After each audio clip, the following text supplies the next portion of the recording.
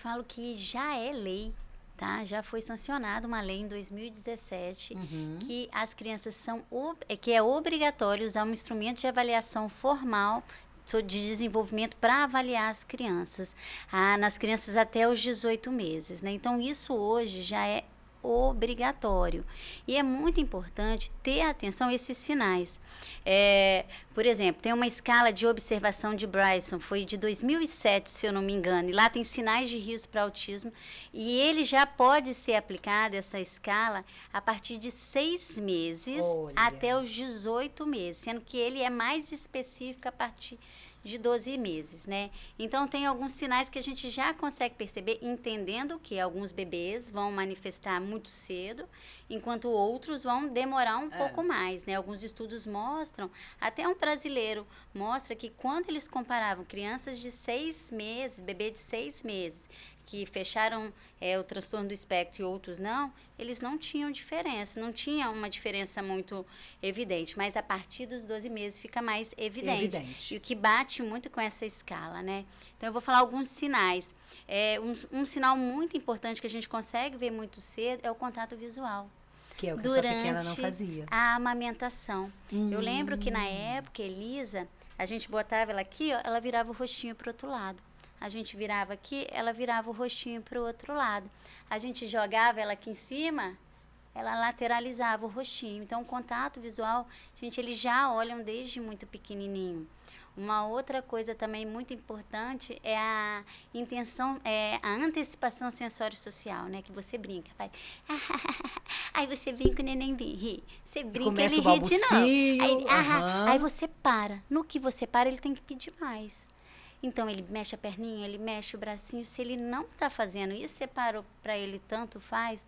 Opa, a gente tem que ligar o sinal de alerta para esse bebê. Uma outra coisa é rastreamento visual, tá? Então, por exemplo, desde bebê, eles já fazem rastreamento visual. Então, eu espero que uma criança, um bebê típico, ele, ó, eu estou aqui com o objeto sem se perder.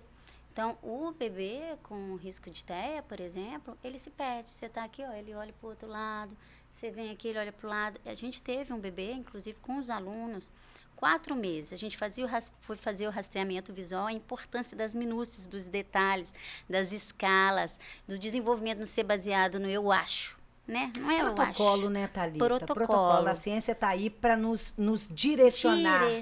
Né? E esse bebê, por exemplo, ele no rastreamento, ele rastreava só até uma parte. Da outra parte em diante, ele não rastreava. E faz parte da avaliação de oftalmo.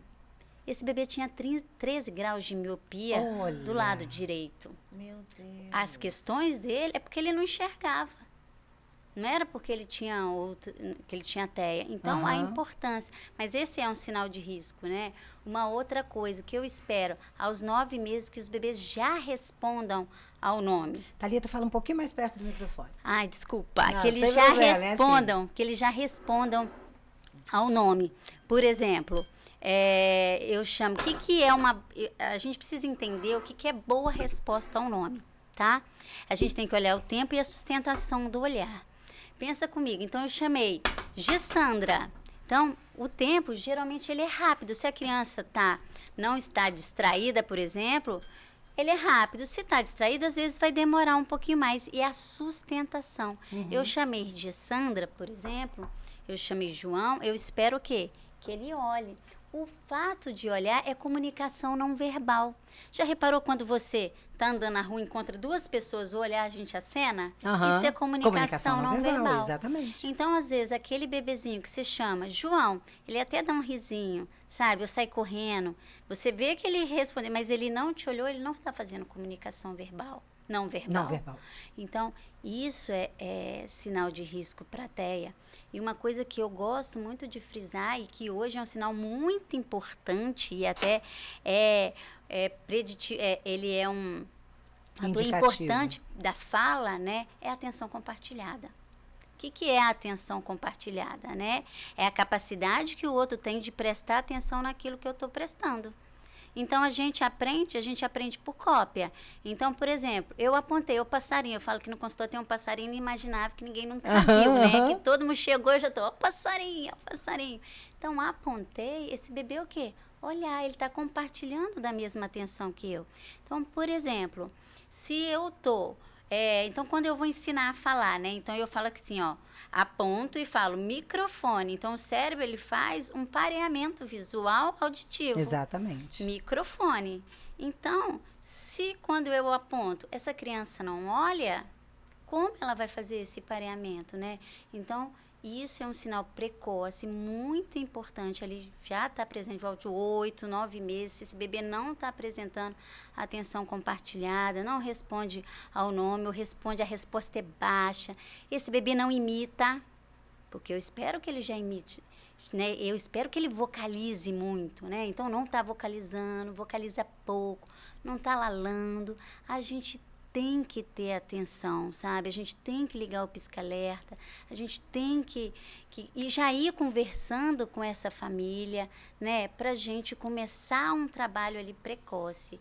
Porque eu falo que a família é muito importante, que a família entenda, que ela esteja junto desse processo, né? Porque eu lembro que quando eu estava nesse processo, perdida, né? A gente fica perdida. Eu fiquei perdida, eu não tinha simplesmente direção. Eu percebia, eu queria fazer algo, porque o meu primeiro filho, eu não tive dúvidas de que ele não tinha sinal de risco. Agora ela, né? Ela tinha atraso motor ali em escala, em Alberta, não era coisa da minha cabeça, né? Ela estava ali em escala dizendo que tinha atraso na linguagem dela. E eu lembro que tinha uma psicóloga. Eu trago muito o exemplo da Elisa, sabe? Sim. E eu lembro que tinha uma psicóloga lá em casa, estava indo uma vez por semana para orientar, para avaliar, né? Lembrando que Elisa era uma criança que tinha um irmão, que é um fator de estímulo muito grande. Muito grande. Então, não era um Qual a diferença de idade deles, Thalita? 3 anos e meio. Então, ótimo, né? Porque ainda é uma criança para estar estimulando o Pra bebê. estar estimulando, né? Então, ou seja, era um ambiente rico de estímulo.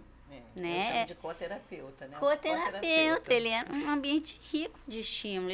Ela não era hipoestimulada, era uma bebê que não ficava em tela, né?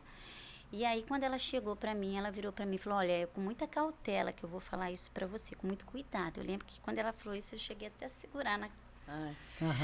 Aí ela falou assim, ela tem uma preferência por objetos do que pessoas. Quando ela falou isso, eu falei, o que eu vou fazer com essa informação agora? Vou ficar esperando? Porque assim, vamos esperar, ela não tem um atraso importante, Eu falei, não tem negócio de esperar, né? Vou esperar, não. E aí foi quando eu entrei em contato com o Instituto Farol, na época, que a gente não tinha ainda. E a gente treinou Farol uma... é onde? É no Sul. Ah, tá, não conheço. A gente treinou uma assistente terapêutica. Eu fiz o treinamento parental também. A minha funcionária fez na época também, a Cristina. Um beijo, Cristina. E aí a gente começou a trabalhar com ela. E ela respondeu, né? Ela foi respondendo, Ela estava muito novinha. Né? Ela era um bebezinho de 6 para 7 meses, né? A gente tem vídeo. A gente tinha um analista de comportamento que fazia o acompanhamento, né? Então, eu falo daí a importância, sabe? Da gente ter um olhar. E o pediatra, gente, eu vou frisar isso aqui, porque o pediatra, ele é muito importante. 84% das mães, das famílias, procuram primeiro quem, gente? O pediatra. As pediatras do Lucas não viram, nenhuma das duas, ele tinha 2. O pediatra tem um estudo mexicano que fala que 60% são os pais que percebem, 21% é a escola, 2,6% pediatra assistente. Olha, agora pegando o gancho de toda essa fala rica que você teve aí, que fique bem claro para os nossos ouvintes, aqueles que são leigos, né?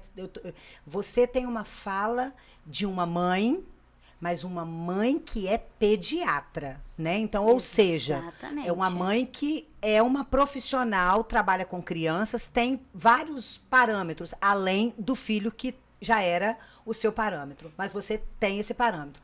Então, assim, que as nossas ouvintes, os nossos ouvintes, pais e mães e familiares, entendam que, às vezes, você vai olhar algo que não quer dizer algo.